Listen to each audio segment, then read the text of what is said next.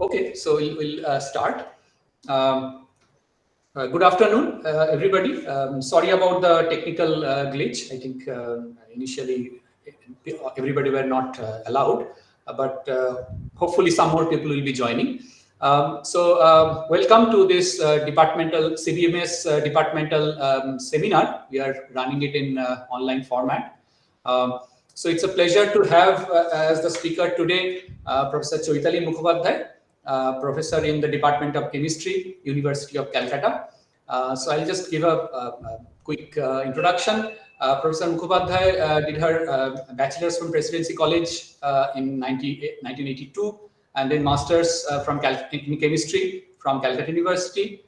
She did her PhD from Molecular Biophysics Unit in IISc Bangalore in 1990. And then she was a research associate in University of Maryland during 90 to 93. Then she came back to India. She was affiliated with Bose Institute for a while, and then finally joined University of Calcutta in the Department of Chemistry, and she has been there since 97. So her general area of research interest is chemical and biochemical recognition processes, structure and dynamics of macromolecules, spectroscopy, NMR spectroscopy and other spectroscopic techniques, and also molecular modeling and simulation of large systems. She has received several awards and recognition. I'll just mention that she has been elected fellow of the West Bengal Academy of Science and Technology, and also she has received the bronze medal from Chemical Research Society of India. So with that brief introduction, I welcome again Professor Chaitali Mukhopadhyay to deliver her lecture.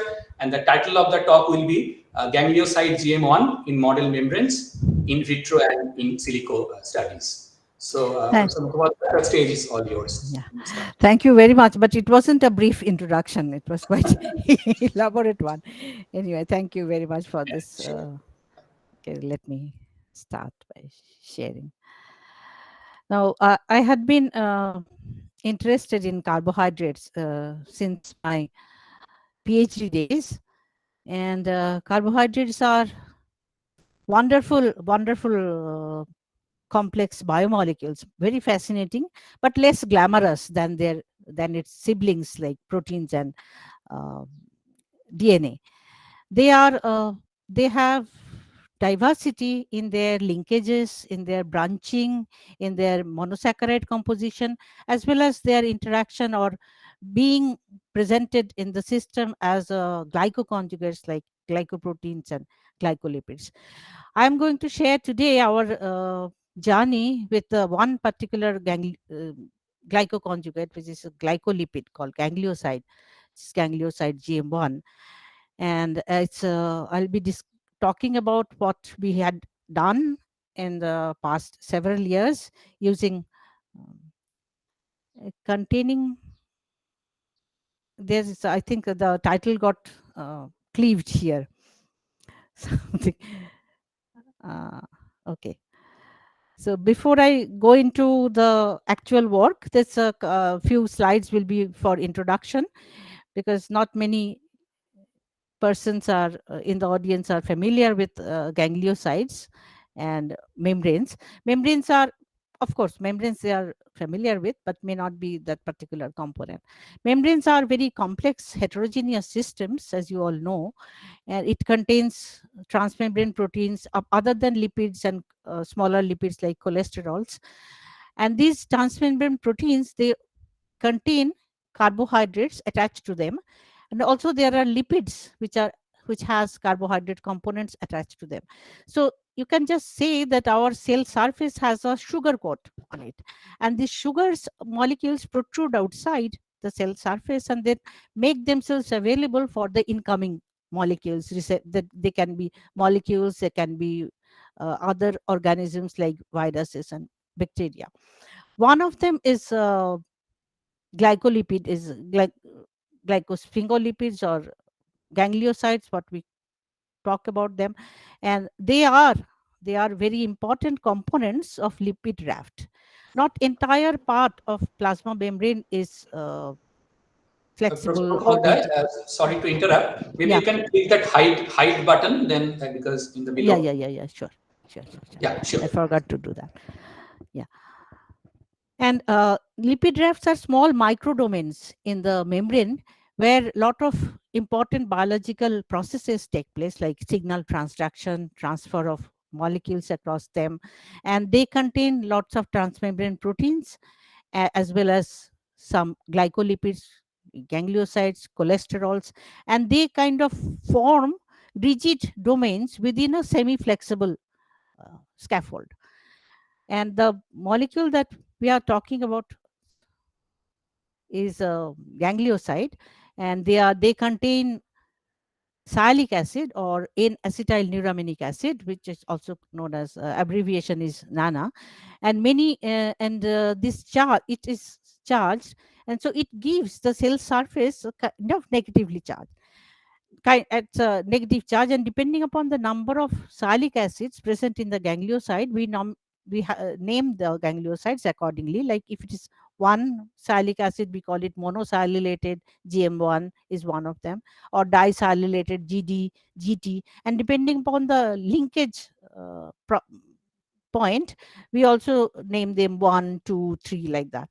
There are a variety of gangliosides present, and they constitute a significant fraction of brain lipids, although they are ubiquitous components of plasma membranes, but they are present in a significant amount in brain. So then they are implicated in many important biological processes, was just I was mentioning, like interaction with other um, organisms, viruses and bacteria. Viruses particularly, they contain, when they try to invade the host cell, they have to bind to the cell surface first, and the first line of defense are the sialic acids. The sialic acids are, it's a charged environment, so many of the viruses, they contain a particular class of enzymes which are called neuraminidases or sialidases, which cleave the sialic acid. Then you are all familiar with influenza virus that contain neuraminic acid, neuraminidase. So it cleaves the sialic acid and attacks the and sits on the membrane of the host cell, and then makes themselves comfortable and goes inside by various other processes. But the first point of attack is the sialic acid present in the gangliosides. And these head groups, they gangliosides are all on the outer surface, outer layer of the bilayer. So the head groups, they protrude out. It's like having hands outside the surface of the membrane, where you can easily uh, take part in many various recognition processes. And it's a wonderful molecule in the sense it has rich variety of the functional groups. It has glucose moiety, three galactoses, one of them is N-acetylated, and it has the sialic acid or N-acetylnuraminic acid. It has NHCO, CH3 groups, it has COOH group, and it has plenty of hydroxyl groups. And in the ceramide portion, it has a sphingosine group, and it has a one particular position, it has an unsaturation. So this is the ganglioside GM1. It has only one sialic acid with it. It's a wonderful molecule, and if you are familiar with carbohydrate structures, for hexapyranosis, their favorite structure or most common structure is a chair form. And if you take a look at the chair forms, you can see that the hydrogens protrude at one side of the carbon that's plane, and then hydroxyl hydrogens, they point out. It's a glucose type of formation, where it's a nice distribution of polar and non-polar groups. That's what I mean to say. And in many protein carbohydrate interactions, you will see aromatic amino acid residues are involved. So this is how the carbohydrate will look like, and particularly in GM1, there are 5 carbohydrates, 5 monosaccharides, and they form a Y-shaped branch point. And it's a strategic position in outer membrane, presence in membrane rafts. These are all experimentally shown, and brain lipids, it's there in plenty. And it is the famous receptor of cholera toxin. Gm1 so far was mainly used as a receptor for cholera toxin, but you will wonder that cholera toxin acts in the guts, and we have abundance of gm1 in brain. And cholera toxin, heat level enterotoxin, and other toxins from bacteria, and some of the viruses are also interacting with gm1. So our basic question was, what is it doing? If it is there on the cell surface, and if it is so important molecule, and its level of expression that varies across our entire lifetime, and what it is doing, particularly in the brain lipids, and it's how is it presenting itself. And if you take a look at the head group of gm1, it's a pentasaccharide, whereas common lipids, they have either a phosphatidylcholine. That's a smaller size head group.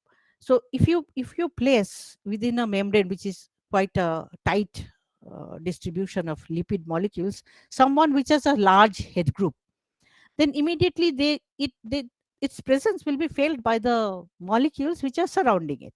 So what is it, how is it presenting itself on the cell surface? What are its effect on its lateral neighbors, which are phospholipids, cholesterols, its effect on external intruders?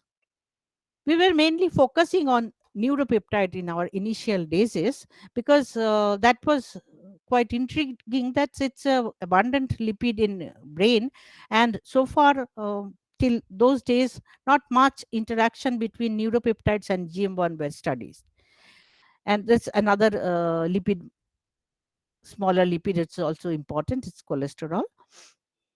So what we did, we tried to see the interactions of a section of lipids, a section of peptides and proteins. Section of peptides included enkephalines, bradykinin, melatonin substance P, neurotensin, luteinizing hormone, and receptor hormone. These are all, these first six. These are peptides. They are neurologically important.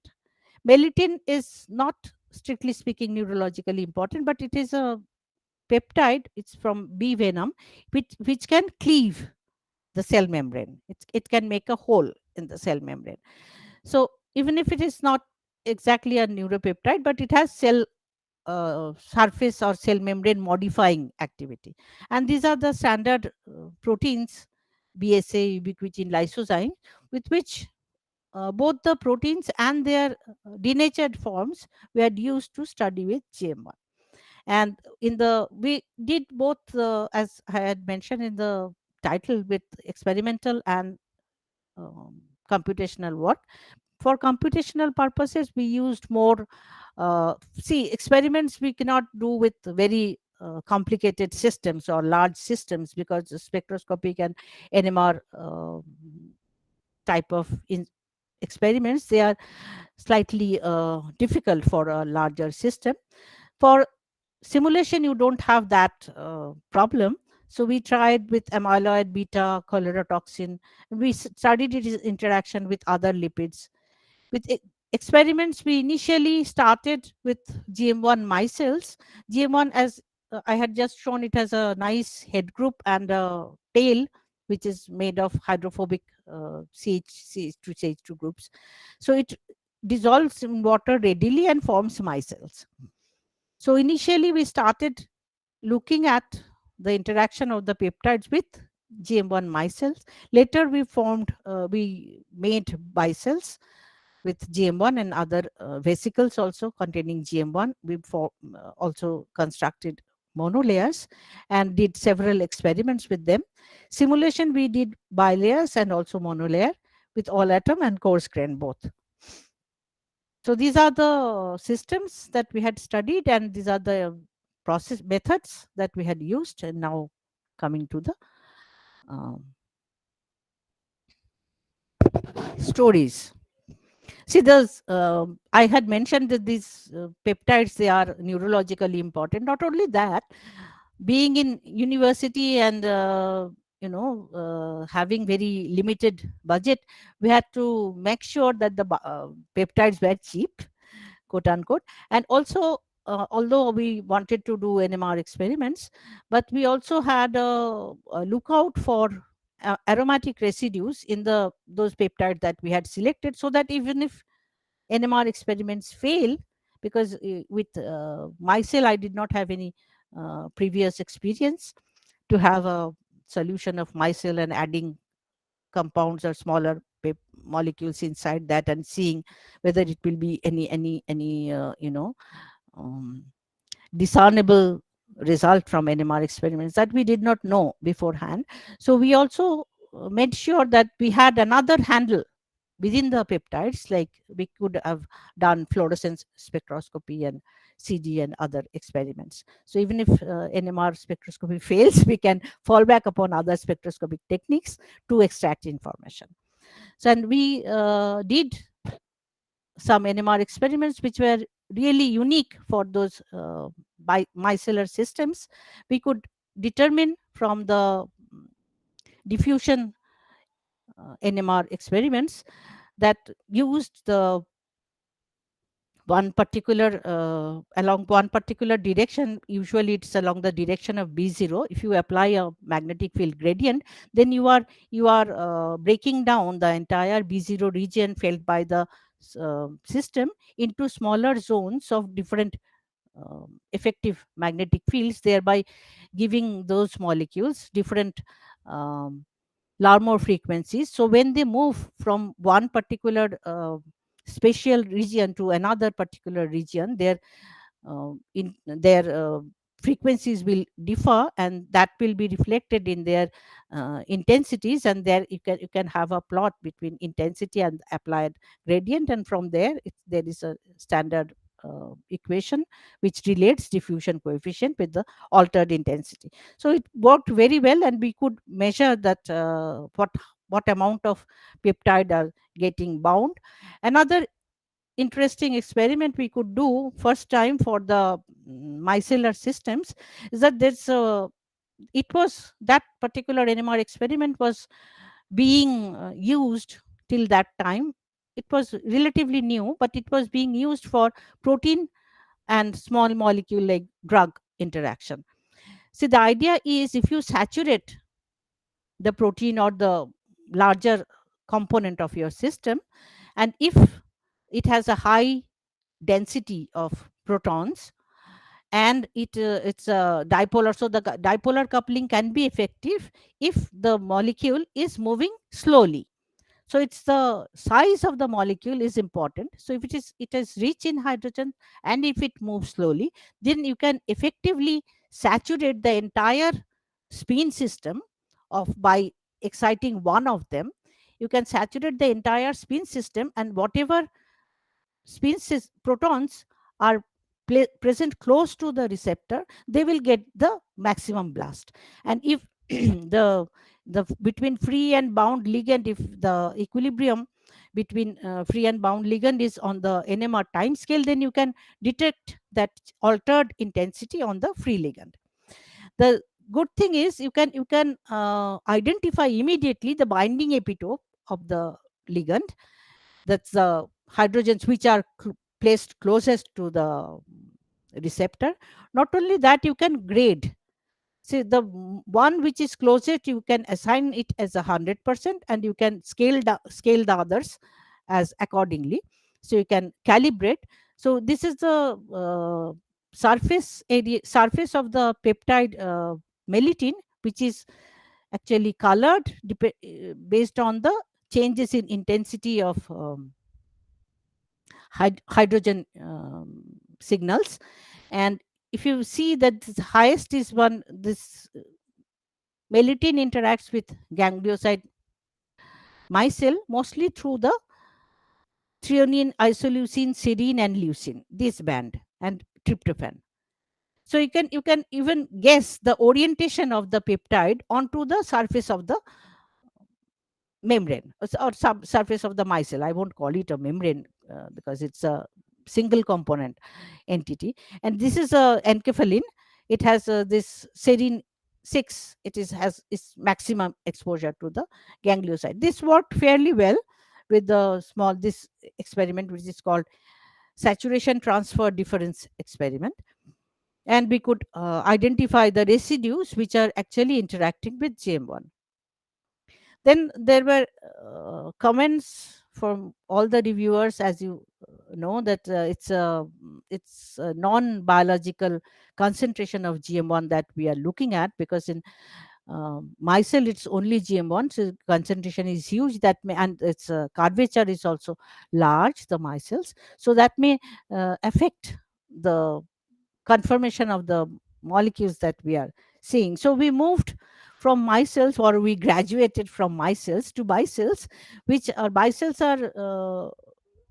are actually vesicles which contain a significant amount of it has a bilayer, and it is made from a mixture of long chain lipid and short chain lipid, where the long chain and short chain distribute themselves in a disc form.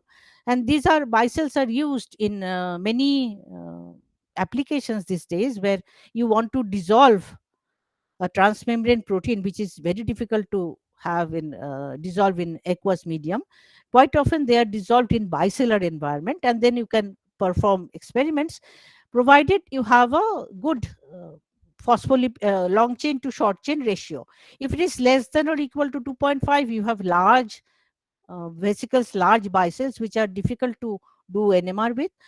Or if you have q is less than or equal to greater than or equal to 1, and less than, I think it got reversed, greater than or equal to zero point 0.1 and less than or equal to 1.0, then you can have isotropically fast tumbling bicelles. With them you can do solution NMR, usual solution NMRs without any difficulty. So we chose the concentrations of our components in such a manner that those Qs were within 2.25. That's what we did. And we actually made ternary systems. We had DMPC as our phospholipid, we had Gm1, and we also had a cholesterol mimic. Using directly cholesterol were leading to breakage of the bicelles, and there were other reports also. It was known in literature that bicelles are cholesterols inside bicelles are not that stable, particularly for doing long NMR experiments. So we replaced it with another molecule, which is CHAPS, which is a cholesterol mimic, and the bicelles were very stable, and it lasted for more than a day, quite often 2 or 3 days, without any becoming mixed micelles or getting separated from the system. So, and 6% of the total lipid content was Gm1, and we tried to maintain that nerve cell composition. So once we had the bicelles, we did the experiments, repeated the experiments of some of them that we had done with the micelles. Fluorescence, CD, and NMR experiments included Toxi, Rosi, and Dosi diffusion ordered spectroscopy. And then structures were determined using NMR. And those structures, for those we representative structures were docked onto specific receptors. Now, here I want to mention this: Gm1 is not a receptor, natural receptor of all these peptides that we had studied. All these peptides like neurotensin or enkephalins, which are opioid peptides, substance P, which is a neurotransmitter, or even bradykinin, which is a another neuropeptide, which triggers the pain sensation of our body, and it's a kind of it's also causes inflammation. So all these peptides, they have their own receptors, but the idea that had long been there, that these receptors are not that many on the cell surface, and when these peptides are coming, they quite often gets adhered to the lipid scaffold which are surrounding the receptor, which is a transmembrane protein. But quite often it was reported that lipids, they can induce, and these small peptides in aqueous medium, usually they do not have any regular structure. They are rather random structure, but in receptor bound form, it is a quite folded structure. I would say that either it is a small helix, or it is a turn, sharp turn, or it's a bend. That kind of regular structures, secondary structures are induced into them when they are bound to their specific receptors. So now this transition from flexible receptor or flexible structure or random coil to a defined structure, that sometimes people reported were mediated by the lipid scaffold surrounding the receptor, so that it's like a when we see the solid surface, solid adsorption process on the solid surface, you see that kinetics is enhanced. So it not only the lipids not only increases the local concentration of the peptide, but also it can give it a definite shape so that it binds to the receptor more readily. So we were wondering whether this GM1 containing bicelles or micelles are providing that kind of structure to the peptides, and so that's why we docked some of them into their known specific receptor structure when the structures determined from NMR. I'm just of it's a problem when you are too enthusiastic about including animation in your system. So these are the experiments. One of them is dose diffusion ordered, and you see that it is. I had mentioned earlier that you can measure the diffusion coefficients directly from the NMR experiments, and not only that, it's individual peptides and their bicellular components all can be arranged along their according to their diffusion coefficients. So you see the GM1 containing bicelles, both the other components, DMPC and CHAPS, not CHAPS, CHAPS did not have much changes in their diffusion coefficient, but GMPC had. So also all the other peptides, SP, substance P, neurotensin, melittin, they all had reduced mobility in presence of GM1 containing bicelles. So if from NMR spectroscopy you can identify from the HSQC heteronuclear single quantum coherence experiments, which are the residues which are or which are the components which are getting maximum or which are the signals which are getting maximally altered. So you can see the proximity of GM1 with other components of the bicell. But getting directly GM1 signal was difficult because GM1 was present only 6%. So directly we could not get GM1 signal or identify GM1 signal from all the NMR's peaks. But the effect could be seen if you were taking a difference spectrum. We prepared several of these components with different gangliosides. Like we separated the gangliosides from goat brain. That was done originally from to start with from our could not buy because by buying a pure GM1 was very next to impossible, so we had to purify it from goat brain. And if you run the TLC, thin layer chromatography, you can separate the different gangliosides, different sialic acid containing ganglioside, GM1, GD, GT, like that. So we prepared vesicles with 3 different gangliosides and 1 vesicle without ganglioside. And from AFM experiments, we could measure the height, changes in height of the bilayer. And we calculated computationally or made models and measured the heights if there is the head group is GM1 or GD1 or GT1, that when it matched very well with the changes that we had seen in AFM experiments. And also not only that, we had seen that it changes the GM1 or ganglioside, they protrude out, that was experimentally shown. And their functional aspect is also seen from its interaction with different peptides. But how uh, rigid it is making the membrane, that was studied using melittin Melittin is, as I had mentioned, is a pore forming peptide. So we had made bicelles containing carboxyfluorescein. So carboxyfluorescein was entrapped into the bicelle.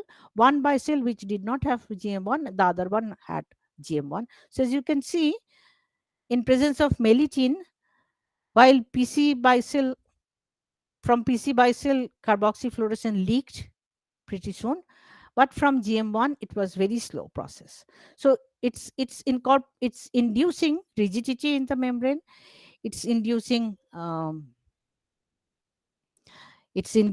rigidity in the membrane. It's affecting the dynamics of the other components of the membrane, as was seen from the diffusion coefficient, as well as it's making the peptides change their conformation. This is one example of SP, this substance P, which is a neuromodulator. These terms are very difficult to not only to pronounce but also to understand for me, which is who is a typically non-biologist. But anyway, this has a it's involved in our pain sensation, and this is a CD spectrum with DMPC chaps bicelles, DMPC chaps GM1 bicelle, and in water. So you can see that's from water, which has a random conformation. The DMPC chaps can induce a conformation, and the conformation is best or most defined in case of GMPC chaps GM1. And we, from the NMR data, we could, from the rosy peak intensities and the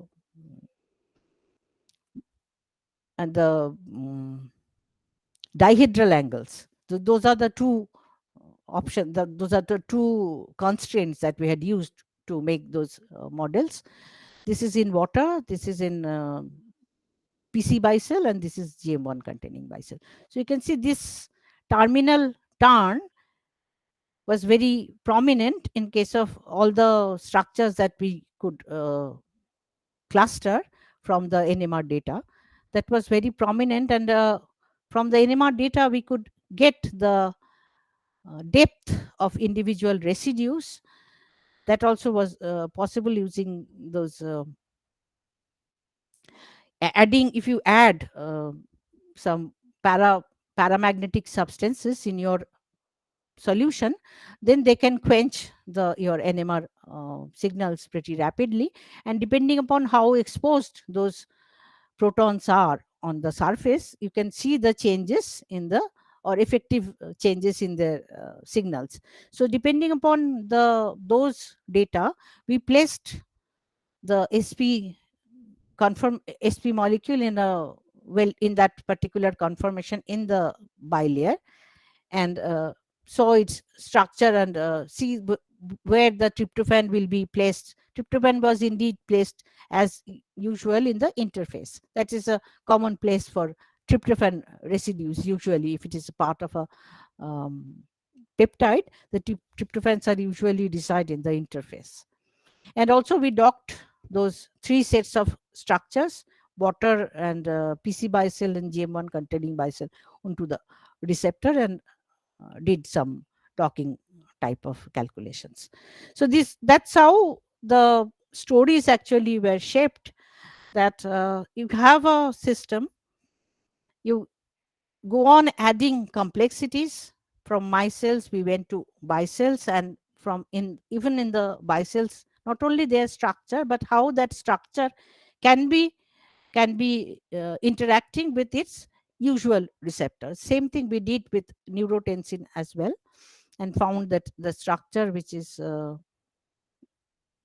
present in the GM1 containing bicelle, that was compatible with its structure which was experimentally determined for receptor binding. And these are the interesting thing about when we went from peptides to proteins, larger systems like lysozyme or BSA, bovine serum albumin, or ubiquitin. What we have found that when the protein is folded, it does not interact. The GM1 has least changes on its structure. But when it is in denatured state, like if you are denaturing it with either 6 molar guanidinium chloride, sometimes we had also used temperature to denature the protein, we found the denatured protein interacted more with the GM1 containing vesicles. So that was interesting observation, but we could not, because these protein structures were huge, no NMR experiments could be done. And this is another example. I am skipping it. Now I'll be going towards the simulation part of my lecture. So general observation, as I had mentioned, increase in membrane height, restriction in diffusion of upper other lipids, and increase in membrane rigidity. That I did not show any result from FTIR experiments, but also membrane anisotropy, which we had studied using that DPPH fluorophore, and leakage that I had shown with carboxyfluorescein. Now moving to towards our simulation work, membrane simulation work. This is one of my very favorite quote of Pablo Picasso. Art is a lie that makes us realize the truth, and I would like to replace that term art with modeling. See, we had information from the experiments that it is altering the dynamics of the other lipid components. It is changing the conformation of the incoming peptides. It is changing the rigidity, of altering the uh, internal structure of the membrane, but we did not have any clue about how it is doing it. So we started with a very simple system with this one GM1 in a phospholipid bilayer way back early 2000, when I just got my first uh, CSIR project, and I had one postdoc that time. I joined in 1997, towards the end of 1997. So I did not get a JRF, and I had an RA. She was wonderful to work with, and she had the training of using membrane components in a simulation. So together we could make a humble start with a single GM1 molecule, and we had seen the local effects it is making on the other membrane components. 3 sugar residues, they were pointing up, and were pointing on the lying on the surface. It has a Y-shaped structure, as you might remember. So now we started getting the atomistic details of how the GM1 head group will present itself outside the membrane surface. And all those standard calculations were performed, although it was published in 2002, and it was a very simple system, but its citation was fairly good. Then we moved to a bilayer system, and we added, it's from binary system we moved to ternary system. We added cholesterol to the membranes, and again here also we tried to maintain the brain lipid composition. This was also in the initial stages of our work of the membrane simulations, and the system was small, and also having all atoms calculated simultaneously, so we could not run the system for a long period of time, but the observations were very significant. So it was about 50 nanosecond trajectory, but we had seen that the gangliosides, which are this purple structures, and cholesterols, which are blue, and phospholipids POPC, which is green. So there are formation of microdomains, that initialization of the formation of microdomains, or the initial stages, that was very evident from the simulation.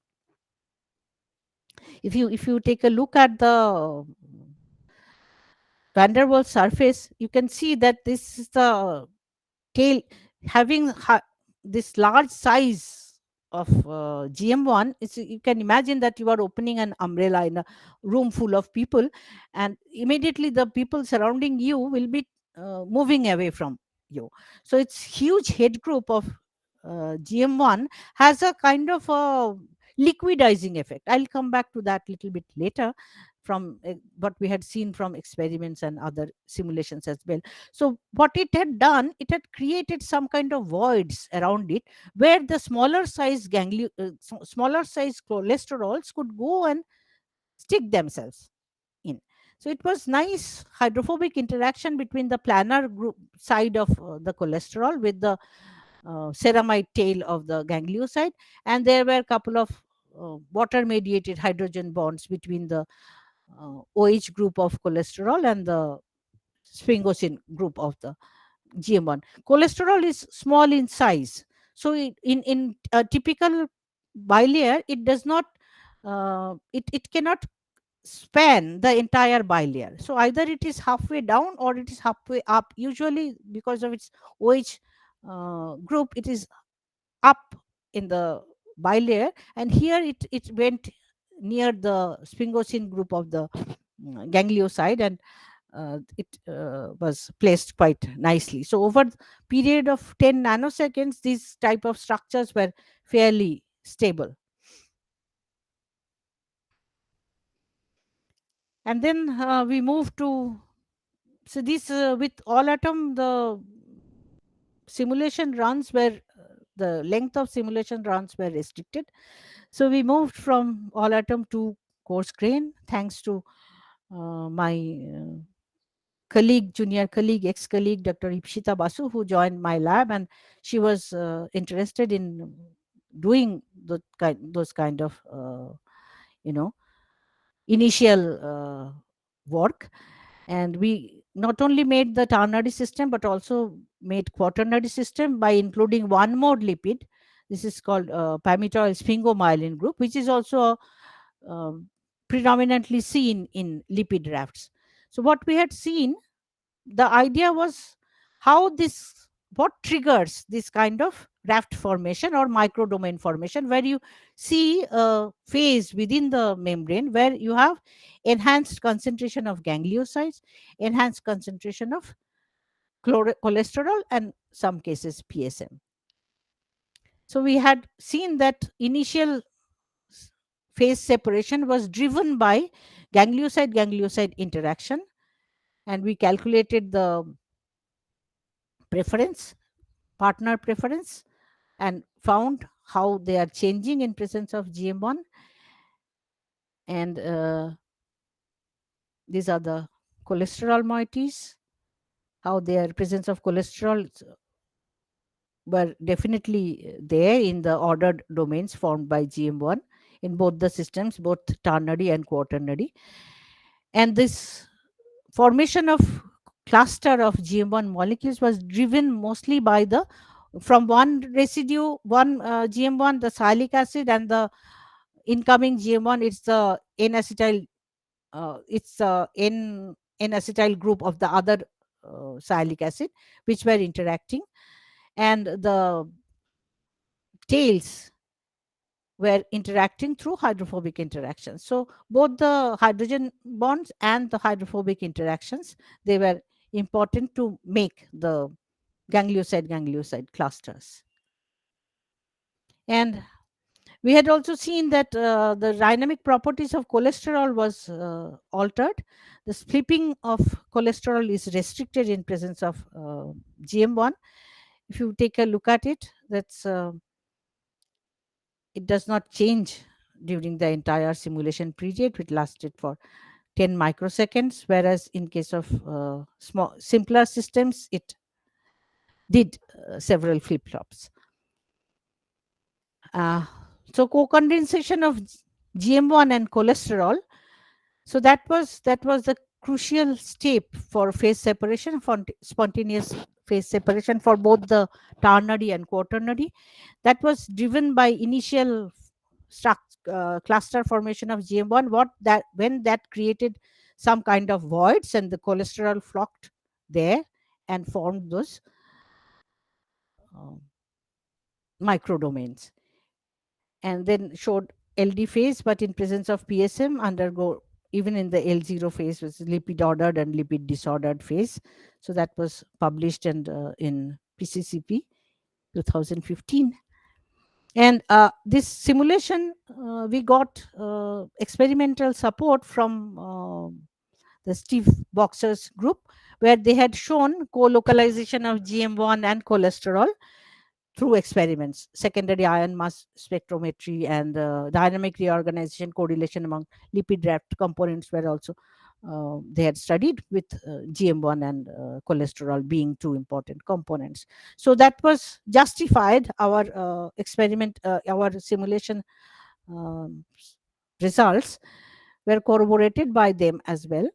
And then also again, GM1 being present in the interface, it's protruding out into the outer layer, outside the cell membrane. So it is must be facing the aqueous layer. What its effect has on the on the structure of the water molecules around the bilayer. So we also, from these MD simulation runs, we could extract the properties of the bilayer, of the water molecules around the bilayer, and we could see that confined region where the restricted water molecules that increased from 8 angstrom to 16 angstrom increase presence of GM1, because it has a huge head group protruding out.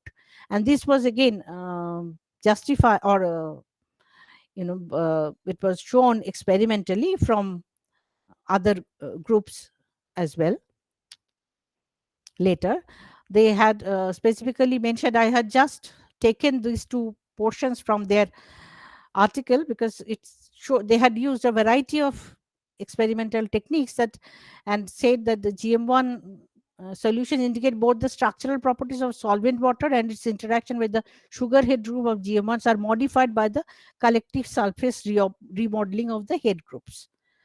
So it's the water structure is also getting altered, not only its lateral components, lateral counterparts like cholesterol or other lipids, but also its effect is felt by the water molecules which are outside the membranes. Then we move to cholera toxin, which we were targeting since long. Cholera toxin, it's a fairly complicated structure. It has a B subunit, which is a pentamer. It binds to it. This is the subunit which does not have any enzymatic activity. It's mainly used to translocate the cholera toxin inside the cell wall, because this can bind. This has the B subunit or B pentapeptides. They have all GM1 binding pockets. And then once it is there, the A subunit and C, they gets internalized, and then these are the components which has enzymatic activities, which starts to act on our cellular components, DNA, and then the whole virus for whole particle bacteria forms, and there is a leakage, and the entire uh, components of the cell comes out, and there is a diarrhea and vomiting and other things take place. But first mode of action of Vibrio cholerae is binding of cholera toxin into the cell through that B pentapeptide and through its interaction with ganglioside. So we were uh, started to feel that we should address this system now that we have simulated this kind of membranes with GM1 and other lipids. They are standardized. We know that they are reproducing experimental data. So now the time was ripe to dock or to load the peptide of B group of B subunit onto our membrane containing GM1. Prepared a lipid monolayer. Actually, the GM1, the gangliosides, they are present only in the outer layer of the membrane, not in the inner layer, because they point outside. So it's even if you do not take the it's bilayer, it's the monolayer which is important. So to make or to reduce the number of interactions, so this is again all atom simulation. We wanted to see the atomistic details, so we had to reduce the system size, and for doing that we used only monolayers containing GM1, 5 GM1 strategically placed so that they can bind to the 5 subunits of the B peptide. And then we had used another system which has mutated enterotoxin, which has very similar structure as cholera toxin, but it has mutations, so it could not go inside did not have any cell penetrating ability. So that was experimentally known. So it was like a control in silico experiment that we did. We did one with the cholera toxin and we did another with a mutated enterotoxin. And what we had seen in presence of cholera toxin, when it was initially bound to 5 of the gangliosides, but gradually it had 3 of them binding to it, and it got tilted, and the membrane surface there was a bend. And this kind of bent structure has been suggested experimentally to be the first step for internalization of bacteria, viruses, or even large proteins to the system. So we could see that bending of the lipid head groups as a as the GM1 was interacting with cholera toxin. But nothing like that was observed when we did the same simulation with using the same conditions, same systems, but the cholera toxin was replaced by mutated enterotoxin. So no bending was observed, and it was sitting nicely on the membrane surface. So it was accepted in Langmuir, and although it was a 500 or 600 nanosecond run, it wasn't a long run, but because I think we had that comparison with the other protein which did not show those kind of interactions. And then there was an editorial which came in 2018 where they had categorized our work as in the good, not the bad, the ugly part, writing theory and modeling papers for Langmuir. So they included our work there, cited. It was very satisfying. And then we moved to uh, should I stop here? Because, or just five, Uh, 10 minutes?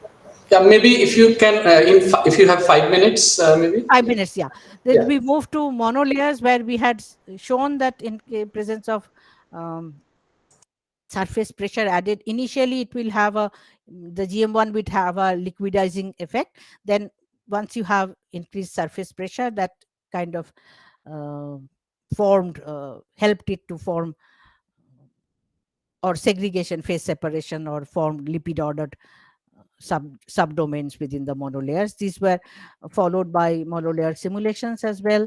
And we also had studied the transmembrane electric field effect, and we had seen that in presence of, because transmembrane potentials are present in across all neural membranes. So we applied that because since GM1 is there in the neural membrane brain lipids.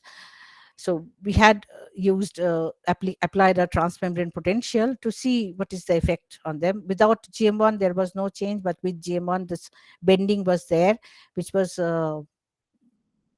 also observed experimentally.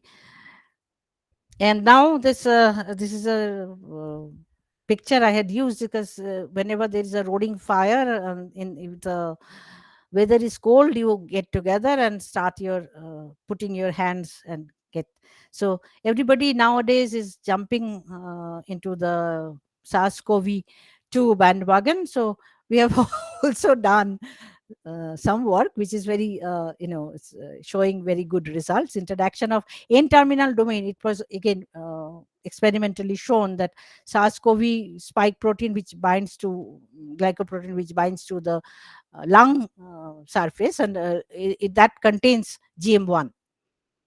And so it can bind salic acid again. It's one of the components of the carbohydrates which is used by the receptor for the cell entry. And we had done a simulation. This was preliminary data, but the simulation did provide, this is placed 50 angstrom away from the membrane containing GM1, and after 5 microseconds the results indeed were very satisfying, showing large number of residues from the N-terminal domain of the spike glycoprotein were indeed interacting with the sugar moiety of GM1. Being in university, I am blessed with excellent students who are highly motivated and hardworking, and they are very humble. They don't ask for a lot of computational time or lot of fancy instruments or lot of expensive chemicals. So they're very down to earth, and they work really hard and helped me to go through those difficult years, initial years. Chirodip is now in Singapore. He's a faculty in Polytechnic. Anindita is, they have excellent, golden hands, golden experimental hands, as did all the experiments with Micelle. She started the experiments with Micelle, and she's excellent. Both are excellent NMR spectroscopists. Umul continued the work with larger vesicles, and Zareen worked with monolayer. She also had done the simulations. As I had mentioned, Debjani was the first one to start the membrane simulation, carried out by Shumita, Motushi, Ipshita, and finally this SARS-CoV-2 work is done by Tanushree. She is a beginner in this field, so she's started, and the results are looking good. I received some money from CSIR DST and CRNA Center for Nanoscience and Nanotechnology of Calcutta University. They had provided some CPU time, and Bose Institute, IICB, SINP had used their machines. And thank you all for your. Thank you, Professor Mukhopadhyay, for a really nice series of stories, very interesting stories on membrane and GM1 in general. Now the floor is open for questions. If you have any question, please either raise your hand or you can Or put it in the should I stop presenting now, or then I can see? Sure. Is there any question? There are too many systems. Yeah, Kriti has a question. Kriti, you can go ahead. Yeah. Good evening, ma'am. First of all, a very nice talk combining experimental studies and also simulations at the same time to get into the fathom of a common problem. It's obviously appreciable. So, with respect to that, with respect to the simulation studies which have been done, you have taken DMPC, right, for the membrane model. So, right. one Some thing of them later path, and initially we had used POPC. Okay. So, in case of DMPC, we know that it is a zwitterionic lipid. But if we extend and use DMPG, which has a surface charge, then would the binding scenario change a bit? What, according to you, would be the change? See, the salic acid also has a negative charge on ganglioside. Yeah. So either they will repel each other, and there will be some counter ions placed in between them. That is one possibility. And the other possibility is that only the local environment, it has a huge head group. Yes, ma'am. So the presence of other lipids, longer lipids, are less around it. More are cholesterols. Okay. And the concentration is much less. See, if it is 700 DMPC molecules, you will have only 10 or 15 GM1 molecules. So the effect that way may not be felt significantly by the bulk lipids, but maybe the nearby lipids there can have some Okay. changes in their head group structure or the tail mobilities, etc. Okay. And ma'am, can you please elaborate a bit more on the hydration studies which were done according to the last ends of the presentation where we were talking about the anisotropies of the water molecules? So I would like to know a little bit more on it. Would it be Anisotropy possible? of the that's from simulation. It's not from experiments. Yeah, it is. It is from simulation. Yes. Yeah. A So little you bit on the you hydration behavior with respect to whenever the binding is happening. that's published, and binding is not happening. It was from the bilayer. So there was a phase transition, I guess. I will say that the bound water molecule vis-a-vis bulk water molecule, they are differentiated based on their diffusion coefficients, their nature of hydrogen bond network. They are very bound water and bulk water. They have different physical properties. Yes. Yes, ma'am. Yes. So they have their tetrahedral arrangements, and all those you can measure from the simulations. Then you Yes. can see how far you are calling them. Also you can do the radial distribution. Okay. Yes. Yes. Yes. So you can see till how far from the head group your water molecules are ordered. Okay. So Yes. depending upon the peaks of the radial distribution functions, are also from their diffusion coefficient. If you take the water molecules in different slabs and calculate their average diffusion coefficients, you will get those answers. Okay. So Okay, in ma'am. case of GM1, it was extended till 16 angstrom, whereas in case of system without GM1, it was 8 angstrom. The water molecules were fairly rigid. Okay. Okay. I got it. Thank you, ma'am. There is a comment in the chat box from Ipshita. So, Ah, so what we have presented. She says, "Nice to hear you after a long time. Very nice talk." thank you. Thank you. Anybody else has any comment or question? Okay, maybe I have a few questions. So, very basic from a naive perspective, since I don't know the systems very well.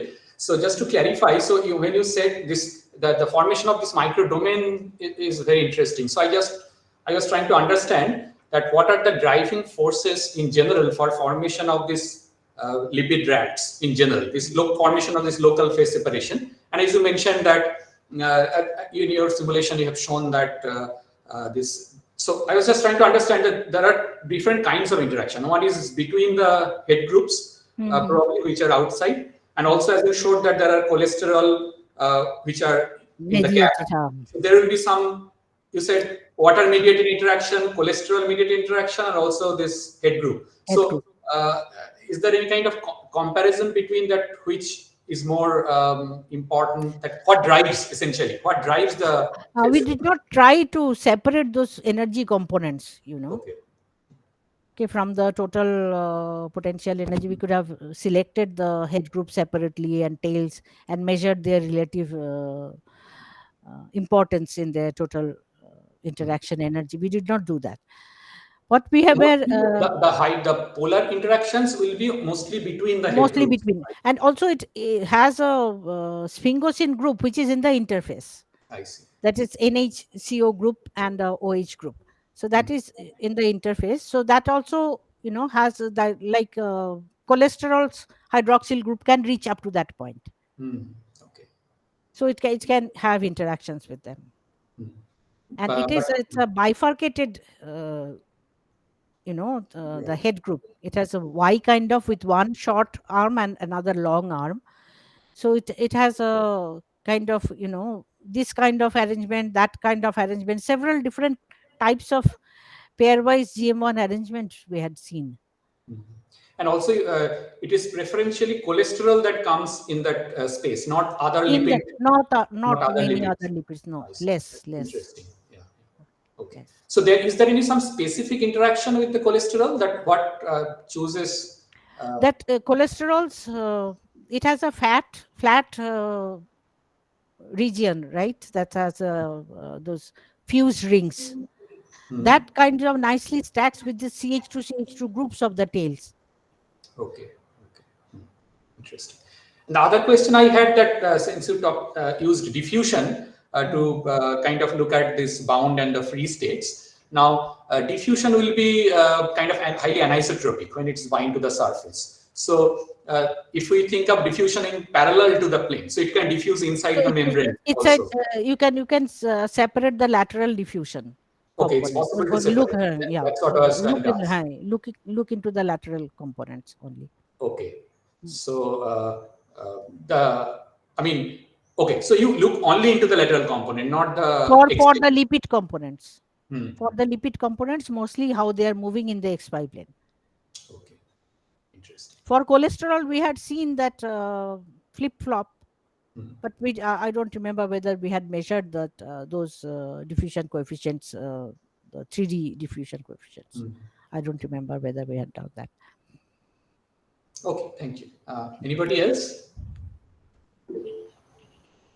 Brotin. Yeah. Brotin, please go ahead. Ma'am, am I audible? Yes. Yeah, yeah. Go Yeah, ahead. thank you very much for this nice talk. Actually, I want to know that whether are there any role of water molecule when the permeation process is happening? Permeation of what? Permeation of SARS-CoV-2 as you showed in the last. Uh, Oh, uh, okay, yes, okay. That or we are in yet case of to neuropeptides also. like in case of melittin. Yeah. Melittin, when it forms a pore, it's actually 4 melittin molecules. They form a large pore and they go inside. That's known experimentally. And inside that cavity, there is a water layer. But in our experiment with carboxyfluorescin, that kind of information could not be extracted. We could only see Yeah. whether the carboxyfluorescin is getting leaked from the biocell or not. So, ma'am, during the permeation of melittin, are Mm. there any secondary structural change like a Yes, formation of melittin in normal aqueous solution, it has random structure. unstructured? Yeah. Yeah, it's unstructured, but in presence of GM1 containing bicells, it formed a nice helical structure. So is it due to the presence of ganglioside or any lipid membrane it can form? It can form any with any lipid membrane, but it's not that defined. The percent helicity will be more in case Okay. of GM1 containing membranes. Oh, okay. Thank you very much, ma'am. That's what we also had seen in case of SP, substance P.